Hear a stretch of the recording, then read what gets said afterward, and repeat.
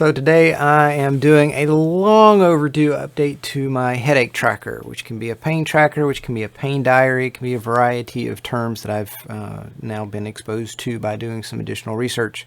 In my last update, I showed you a couple of new ways to think about doing some stuff, and subsequently, almost immediately after that, I changed the method for doing this. And so it's been active now for over a year, and it's been fairly successful. I'm getting ready to, I shared it with my new doctor. So when we last left off, this is using Google Sheets. It's actually technically a form inside of Google Sheets. Sorry, that's my chair making noise. We did a standard 10-point range for pain, one being mild. I actually thought about putting a 0 in here to indicate that the headache was gone. Typically my reaction is that if the headache persists at a different level, I have a new entry, so I may have multiple entries through within a day or even within a matter of an hour or so. And then if it does go away after medicating or whatever, I just don't put anything. But you might consider putting a 0 in there. Actions taken. This has not changed. So whatever things you do to deal with the pain. In this case, it's a headache. So I do goodies. There's a couple of supplements that you could take: ibuprofen, aspirin, sleep, or no action taken. Many times I'll record having a headache, but not necessarily do anything. It may be a low-grade headache, and I'll just let it pass. Recent activities as possible triggers, and this is just a partial list that I've kind of stuck to. Food, sleeping late, which doesn't happen very often. Noise, usually a persistent noise. Physical activity, stress from work, stress from home, or nothing of note. And that's pretty much stayed the same. This is a big update for me in describing the location of the pain. So this is called a multiple or a checkbox grid. Instead of just being a series of checkboxes describing the location of the pain. So if you think about your head, and I often have to stop and touch my head to determine where the pain is. So I started at the front. I said eyes, left, right, middle. Then I said forehead, left, right. Then I said temple. Then I said ear. And usually it'll be temple, ear, because it'll cover that side. Then there's top. So the top can be like left, right side, above the temple and the ear, and then down the middle. So with your forehead in the middle, right there, left, right, temple, if you're in the middle, it's going to be in that thicker part of your skull. Top, jaw, jawbone. Sorry, the hoodie's a joke for some friends of mine and one of our streaming gamers. So a lot of people get pain or headaches in the jaw due to tension, TMJ, that type of thing. So I added jaw in there, left, right. Middle would be, I don't know what that would be, but that just kind of defaults with, having the columns and the rows. And then the back of the head versus the neck. Okay, so back of the head, left, right. It can be in the middle, and then the neck, left, right, and then in the middle as well. So that's a big change, and I think this communicates it fairly well in almost a graphical manner as you're putting it in. And I have used this on my phone, and it almost draws a picture. So if I have a headache that's on evenly distributed on both sides, actually it's more on the left than the right, and doing it on my phone, you can see that, and I'm sure the image may be flipped, but you can see that it's very easy to check. Going down one side, click, click, click, click, click, click, scroll, scroll, scroll, and submit. So that was a big change that I made. And again, this descriptor I think is more beneficial to the people in the medical industry that you're going to be talking to. So something else that I literally just added to mine today, and it's been on my to-do list for some time. Let's see, I sent myself a message back in February to describe the type of pain that you're experiencing. Now, again, this is for headaches or migraines. So It's supposed to be a drop-down list. So description of pain, or descriptors for the pain. So I actually did a Google search, and this is a hospital. And they have a longer list of descriptions for pain. I thought this is a good place to start. I don't have to make them all up. So aching, cramping, fearful, gnawing, heavy, burning, shooting. That's not the same list that I had. I think mine actually came from... Oh, I hate Bing. It came from Google AI ingestion of some of this. But here is a list of, ways to describe the pain. Aching, it just hurts. Stabbing, it's kind of a sharp... over and over. Throbbing is kind of maybe after you get punched in the arm as a kid. It just feels like you can feel your heartbeat. Dull or thick. This is often a way that I describe my headaches, is it just feels thick. It aches, but it's almost like it takes up an entire region of my brain, cranium, skull, and all the space in between, and it just doesn't let thoughts pass through. Sharp or shooting. I've often described sharp or shooting like somebody sticking an ice pick in your eye, or under your ear, or a piece of rebar. Now, that sounds a little weird, but if you think of an ice pick being about the size of a pencil, and that type of a pain, versus something about this size. This is a pill bottle. So something this size being painful versus something this size being painful and going into your head, or feeling like it's going into your head. Everything is mirrored on the camera, so it's a little weird. If that makes sense.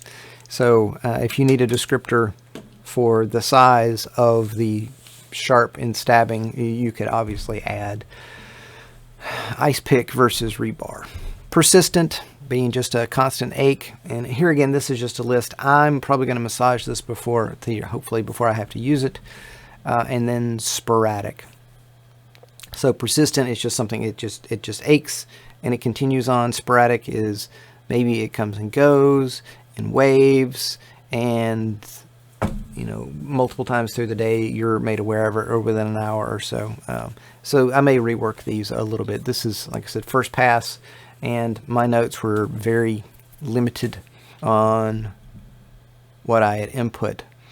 Now, the other thing that I added in here is a descriptor of how the pain is affecting you. Oh, so I did this as a drop-down list, and I did this as a drop-down list, and we'll look at both of those in action here in just a second. This is also a good time for me to spell check my typos. Yes. How does the pain make you feel? So if it's a headache, how does this impact you? Why is this important? Well, if you get anxious from having the headache, it makes it hard to focus. If you're agitated, again, these are my words, you're very easily upset, and you may be snippy with someone. You may cut them off. You may be rude. You may be ill or upset with them. So something to think about. Impaired. When my headaches get to a high enough level, it's very hard to think. So when I get to about a 7 or an 8 without being totally ill and unconscious somewhere under a desk, the impairment starts to kick in, where I may have a hard time formulating an intelligent sentence, or remembering things, recalling things that I've either just discussed or discussed the day previous with colleagues. As an example, so impaired, mentally impaired, that you're having a hard time thinking. Depressed or emotional. Headaches can be overwhelming, or pain can be overwhelming. So in this particular example, again, my words, the depressed and emotional is just as it sounds. You're depressed, probably emotional, more closer to a crying state than screaming at somebody, ripping their head off, being agitated. Depressed, you lack motivation to get up and do anything. You just want to, lay on the couch and be a lump on a pickle, or just, not particularly be productive. And then overwhelmed. And I think anxious and overwhelmed here could be related. But both of these are words that I had noted to myself, that I sent to myself in a text. And overwhelmed is that overarching feeling of, I can't do this anymore. There's too much going on. So anxious to me is I am kind of hyper twitchy, I can't focus on anything. Not quite agitated. Agitated being snippy, being short with someone, wanting to bite their head off. Impaired, being having a hard time thinking. Depressed, being in a sad state and potentially on the borderline of a breakdown and crying. Overwhelmed is this overarching sense of, I can't handle this anymore. There's just too much going on. And so it may be a combination of all these. And with me, it's the I can't think. The tension maybe has moved down into my neck, which is going to affect my posture and my shoulders, which is going to affect possibly my back, and it's going to start to wear on you. You may get tired, and if you've taken any of the medications or supplements to help, it may drain the energy from you, so that overwhelmed, you can't dig yourself out of the hole. You can't function anymore. And again, these are my descriptors. You might choose the ones that's best for you. I did look for descriptors. This is another hospital. And they say chronic pain often find themselves feeling depressed or anxious. Ta-da! They may also be at a risk for substance abuse. Blah, blah, blah, blah. Emotional responses to pain may include sadness, frustration, which would be my agitation or overwhelmed, anger, agitated, and feeling misunderstood or demoralized. That misunderstood part might fall into the impaired part. So I think if we look for emotional responses to pain, that might give us a better set of words to choose from. Anxiety, fear, anger, guilt, frustration, depression, sadness, feeling misunderstood and demoralized. Never thought about the feeling misunderstood or demoralized, but that makes sense. And again, these are my words, not yours. Let's take a look at what this looks like. Okay, so was going for ease and inexpensive. This is being a Google form in Google Sheets. You can create a Gmail account, which is free, and then you can have access to all the tools. So when you look at this on your phone, and I can do that, it's very easy to scroll through and click some stuff. Oh, whoops. There's the drop down, and there's the drop down. So on the phone, it's one thing. On the screen, it's another. But this is relatively close to what it's going to look like. The scale for pain, you just go through and click one. You can clear selection. Drugs taken, you may take multiples. Again, this is my selection, so if it's a bad day, I may do all of that and then go to sleep. Recent activities as a possible trigger. Nothing of note. Stress from work, stress from home, bills, pets, kids, yard work, chores, whatever. And typically this happens in combination, or I may use multiple descriptors of recent activities and include nothing of note. It's like, I did this stuff, but it's nothing out of the ordinary and nothing really unusual. So it's just regular, or it's routine. Location of pain, as I illustrated a while ago. If I'm feeling it, and this is what I do, is I will put my hand on my head and say, it's right here. Okay, right here is, well, it's kind of forehead. Oh, there's temple, and here, let's do temple and top. So I'll do temple and top, and this is the left side of my head, which is reversed in the camera. And if it's just here, I'll leave it alone. If it stretches back, I'll include ear. So it's temple and ear, which you can't see under my hoodie. And if it's on one side versus the other, like I said, I often will close my eyes with my phone in my hand or my phone laying in front of me, and I will put my hands on my head. And if it's a small pain, I will cluster my fingers together and touch and see, because sometimes it's hard to visualize. Description of pain. This is a drop-down list, usually just dull or thick. I may make this multiple choice or multiple select. Let's try, I could do checkboxes. So if we do checkboxes, this is how it's going to look. So now I can say it's dull or thick and aching. Those may be the two sets of words that come in. And it's also persistent. That would come into play. It's dull or thick, aching, maybe throbbing. No, dull and thick. Persistent. That might be a good descriptor. On the days where it's stabbing, sharp and shooting, and those could be overly redundant in this particular case, but again, borrowing from somebody else's list. And then how is the pain affecting you? If it's a high enough pain threshold, I don't even think I'd put anything. I put 6. So not quite typically to an impairment.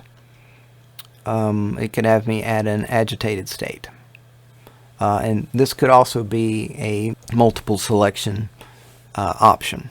And whatever words you choose, whatever options you choose, just keep up with some of this information. So as you know, this is a checkbox, multiple choice. Let me go back. Multiple choice is going to give you a list that is visible and you can only select one. Checkboxes is going to have the list visible and you can check multiple. So you can check multiples of these. A drop-down list is very clean and only pops up when you click on it and gives you a single selection. There are some, I don't think this one does multiple selections. Yeah, it doesn't look like it does multiple selections. And those are your 3 main types. At the top of the screen, which is the pain selector, that's called a linear scale. And then the pain location, that is the checkbox grid. So if you do a multiple choice, where would that be? Let's try multiple choice grid. Okay, so a multiple choice grid is only going to let you choose one column for each row. So if you had a headache on the left and the right side, you could only select left or right, not both. And so that is the multiple choice grid versus the checkbox grid. And the checkbox grid is a better option for this because you can have a headache on the left and the right side of your head at the same time. The other options, rating, it doesn't really apply here. Date and time. The data itself actually captures the date and time. And this is the old data from back when I started this. And you can do some formulas to pull this out so that you can have the month, the date, the year, and the time of day. If time of day is something of importance, such as morning, afternoon, evening, or at nighttime, and there's some formulas you could do for that. But the data is captured there for you versus adding it in another selection. In this particular case, so if I were to add, I'll go to the bottom and I'll add a question and I'm going to make it date, blah, blah, blah. And this is going to give you an option to select a date, I suspect. So if I go headache tracker and refresh, and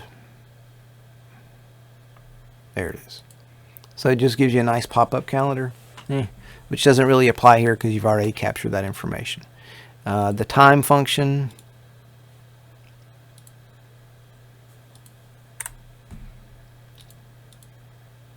is going to have you input time, and that's already captured. So we can do away with that altogether. That's a lot of stuff. You could delete if you don't like it. You could require it. Now, if you think about how you are when you have pain and how you are feeling or how much work you want to do when you're trying to record this. I've done this at 3 o'clock in the morning, 5 o'clock in the morning, 1 o'clock in the afternoon, 7 o'clock. It just, you want to do it. And usually it takes about, the longest part for me is to figure out where the pain is, or to define define where the pain is for me to record it. So usually about 5 to 15 seconds, that's all the amount of time that I want to spend on this. So having something required may cause additional frustration that you don't necessarily need at this particular moment in time, depending on the severity of your pain, where the pain is, etc., so forth. So I wouldn't necessarily go required. More options, description, this is yours, you know what it is. Shuffle, option order, you probably don't want to do that. You probably want an order. This is not a quiz. A response validation, again, probably something that you don't necessarily want to do. Some of the other options that you can do, you can import questions. You're just going to build it. You can add title and description. You can add pictures. You can add video, and you can add a section.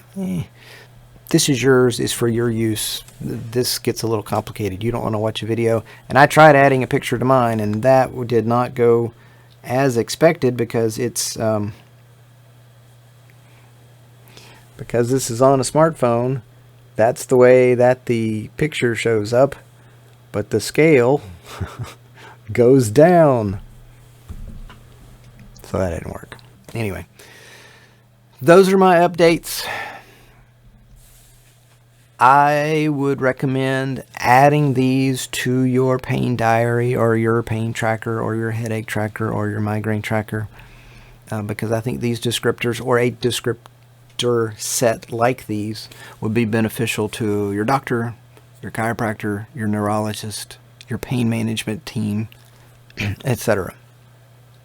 And if your pain level is frequent enough, you see the commercials for frequent headache, frequent migraines, which is multiples per week that take place or occur or last for multiple hours at a time.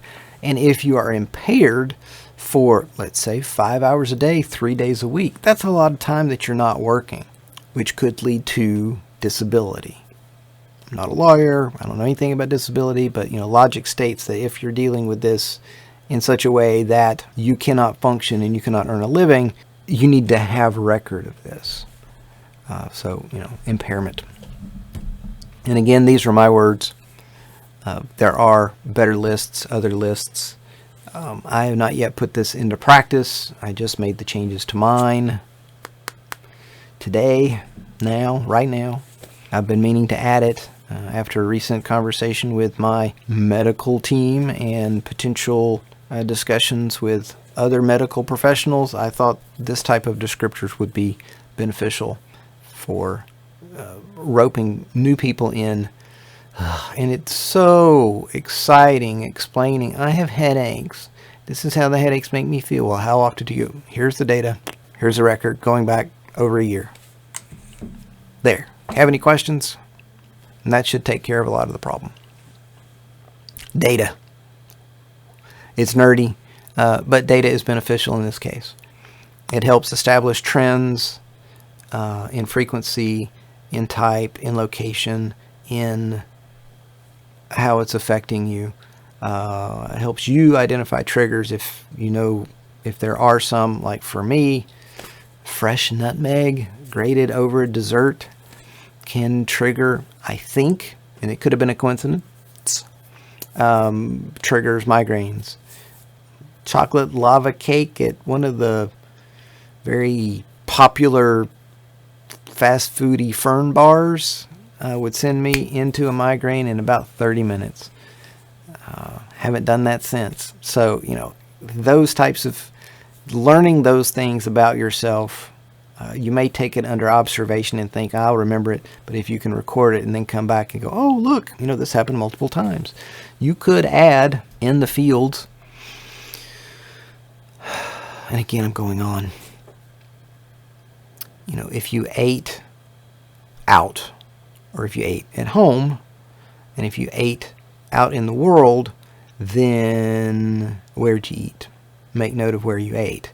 So that if you know that on Thursday of last week, you had a headache, where'd you go eat last week? Oh, we went to that place.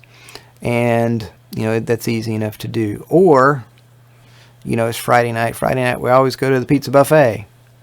You have a headache on a Friday night, you probably went to the pizza buffet. So you can make this as comprehensive as needed to communicate clearly with your healthcare providers. And also to yourself. This is to make note to yourself. This is for you while you're not functioning at your best, in pain, to make notes of this stuff, to come back and look at another time. I hope this helps at least one person out there. And if you've got any questions, post a comment below and I will respond to you and reach out and help if I can. I'm going to figure out how to share this. I don't really want to share this particular document with you through Google Docs because it just doesn't make any sense. You can see this and you can see how I put it together. If you've got questions on that part too, just ask and I'll help as much as I can. Thanks for watching. I hope you enjoyed it. Too many hobbies, not enough time. It's a theme song, y'all.